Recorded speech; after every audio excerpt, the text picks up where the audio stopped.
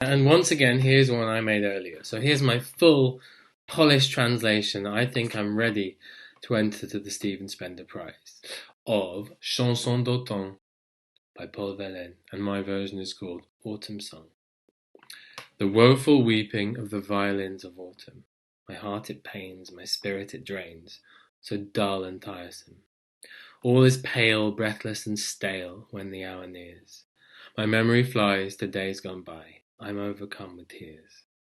And off I go as an ill wind blows and carries me off in my grief, here and there, floating unaware, just like a dead leaf.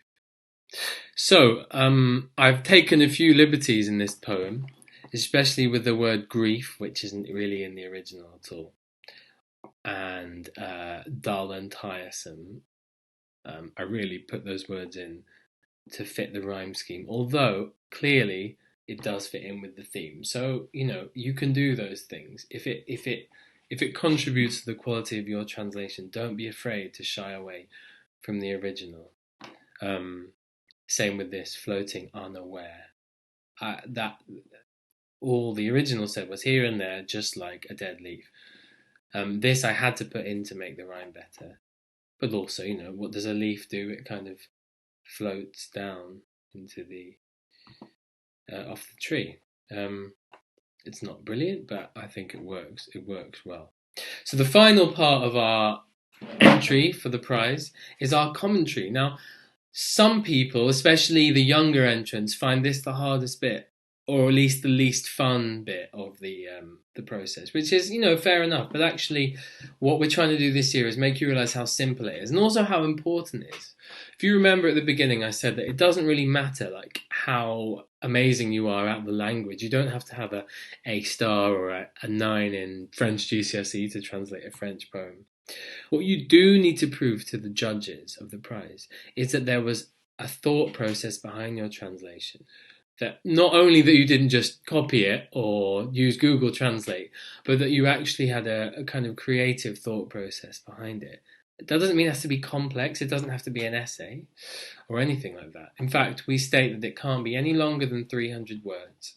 And for this year, we're saying that all you need to do is point out 3 challenges or interesting things about your translation. Let's just say challenges, and discuss them briefly. So maximum 100 words per point. So, as I mentioned at the beginning, I was really keen on preserving the rhyme scheme, the sounds of the poem, and the theme and the words as well. So the first point I'm going to make is this. I really wanted to keep the rhyme scheme of this poem, which is AAB, CCB, because it's so precise and it doesn't change. That meant I had to add a few extra words like grief and stale, but basically I managed to stick to the original poem's vocabulary and its rhythm without going too far away from it.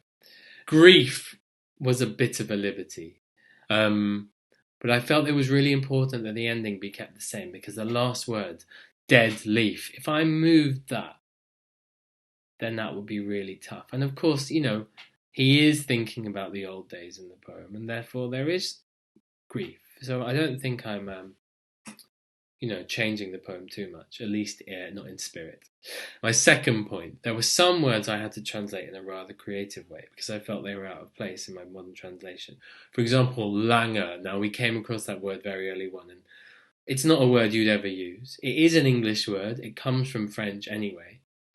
And even the literal translation, languor or sluggishness, they're just not nice words. They're not common words. So in the end, I went for those 2 adjectives, tiresome and dull. A feeling of just nothing interesting you. You're not lazy because I know you want to watch TV or something, but because you just sometimes you don't feel like doing anything. And that's what the feeling the poet is trying to convey. The third point, the sound of the poem, and I think this is something that was a real challenge, and I think I did a decent enough job.